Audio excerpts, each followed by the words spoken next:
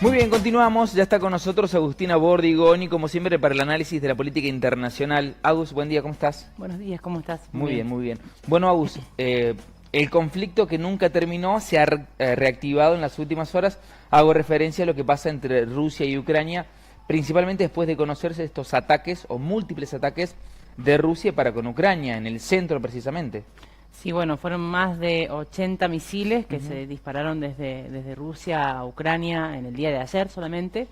Y que, digamos, podríamos decir que en realidad esto viene desde el fin de semana porque el sábado estalló un puente que une Rusia con Crimea y que Rusia acusa a Ucrania de este ataque, de esta explosión. En realidad todavía desde Ucrania no se han manifestado, pero bueno, hay distintas teorías sobre lo que puede haber pasado, pero digamos como que esto sería, en principio, y digo en principio porque hay muchos más motivos que se pueden entender como motivos de esta escalada, sería el motivo principal por el cual Rusia ataca distintas regiones del país con estos misiles.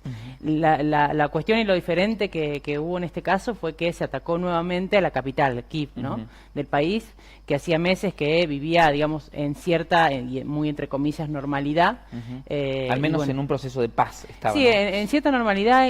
Hacía meses que la población, por ejemplo, no escuchaba sirenas y se iba a refugiar, ¿no? Entonces, hay una diferencia, ¿no?, ahí con la capital, porque además teniendo en cuenta que supuestamente no era el principal objetivo de Rusia, claro, en Ucrania, ¿no? ¿Ya había sido atacada la capital? La capital había sido atacada al principio de la guerra, que incluso recuerdo que en esos días debatíamos un poco sobre cuál era el objetivo de Rusia, claro, ¿no? Porque Putin había aclarado que eran las regiones del Donbass, la región del Donbass, Donetsk y Lugansk sobre todo.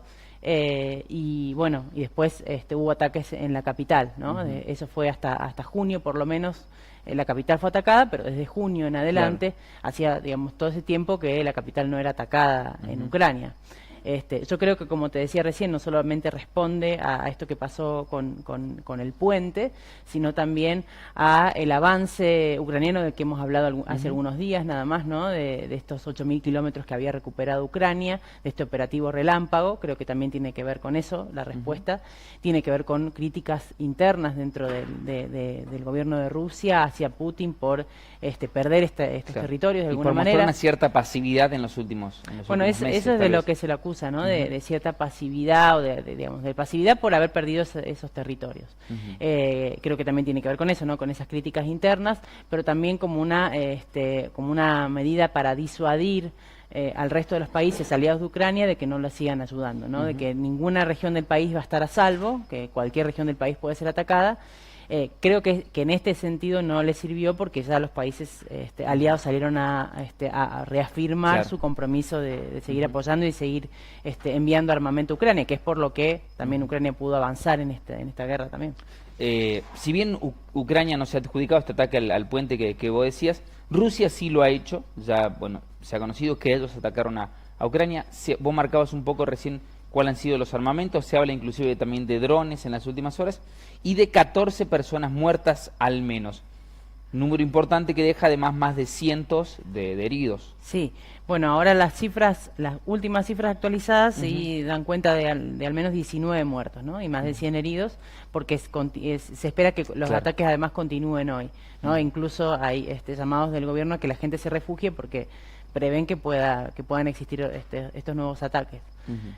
Así que ¿puede haber una contrarrespuesta de Ucrania? ¿Tiene los medios necesarios para hacerlo o tal vez veremos a Ucrania más refugiado en su territorio ante posibles ataques terrestres? No, yo creo que sí existe la posibilidad de que Ucrania contraataque, habrá que ver cómo, ¿no? Creo que esta es primero una respuesta de Rusia hacia Ucrania y ahora veremos cómo sigue. Probablemente sea una nueva etapa en la guerra, no solamente por la respuesta de Ucrania, sino también porque hay nuevas autoridades en el ejército ruso. A partir de lo que pasó el sábado, hay un nuevo comandante en la guerra, ¿no? Encargado de la guerra, que es de una línea bastante más dura. Más pro guerra, tal vez. Sergei Surovikin se llama, y bueno, él, digamos, es conocido también por haber participado en la guerra de Afganistán, de Siria, y del ala más dura, como te decía, en cuanto a lo que es las estrategias de guerra. Entonces, probablemente sea también el inicio de una nueva etapa, de diferentes etapas que en realidad desde el 24 de febrero hemos visto, claro, que se fueron modificando a lo largo del tiempo, ¿no?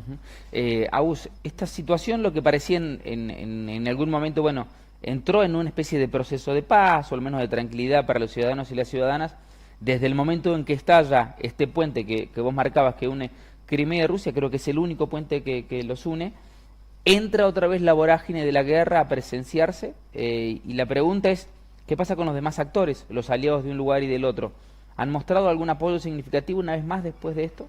Bueno, la respuesta de Biden fue que mantenían ese apoyo que le daban a Ucrania. Desde Alemania y de Francia se comprometieron a enviar más armamento, así que en definitiva en ese sentido no ha cambiado demasiado. Los países que se manifestaban como neutrales, como Turquía, incluso China, que está más cerca de Rusia, pero también, digamos, las manifestaciones fueron bastante neutrales con respecto a lo que está sucediendo.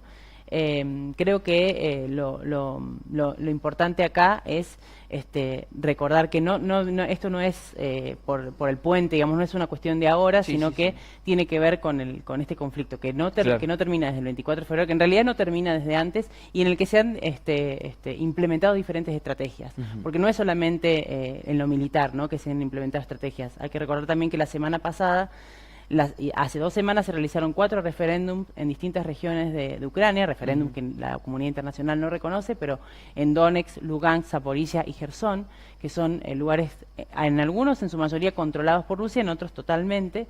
Y la semana pasada Rusia aprobó el decreto por el cual se anexiona estos territorios, como sucedió con Crimea en 2014, y que yo diría que es el origen más reciente de la guerra, ¿no? Es en 2014.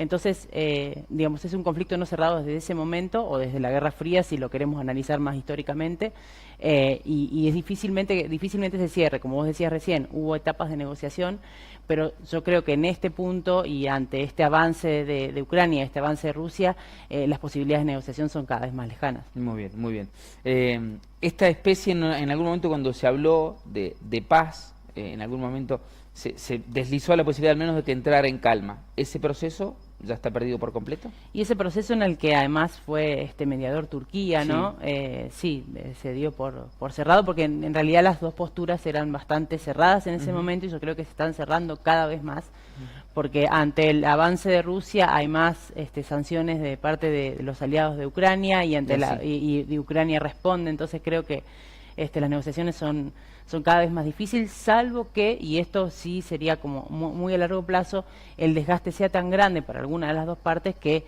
sea la única opción la negociación, pero me parece que para eso falta mucho. Situación de los gasoductos, ¿cómo está eso? Porque, a ver, es una problemática que está viviendo Europa prácticamente en su totalidad. Bueno, Europa sigue con esa misma problemática, ¿no? Reduciendo un poco los consumos. En Ucrania está pasando lo mismo, porque hubo también ataques contra algunas centrales eléctricas y de infraestructura que tienen que ver con la energía. Y bueno, lo que le ha pasado a Europa en este sentido es que digamos, fue difícil, y creo que fue una prueba de fuego para la Unión Europea, ponerse de acuerdo en las medidas a implementar. Pero sobre todo lo que se implementó fue una reducción del consumo y estrategias, como decía recién, nada de esto es a corto plazo, estrategias a largo plazo para generar energías renovables, lo cual es sumamente costoso y no es inmediato, ¿no? Claro, sí. Agus, gracias, la seguiremos, un placer como siempre. Gracias a vos. Agustina Bordigoni y la columna de Política Internacional contándonos los detalles de lo que pasa en este caso entre Rusia y Ucrania. No dejes para mañana lo que podés hacer hoy. Mañana es tarde. La FINUR. FM Radio.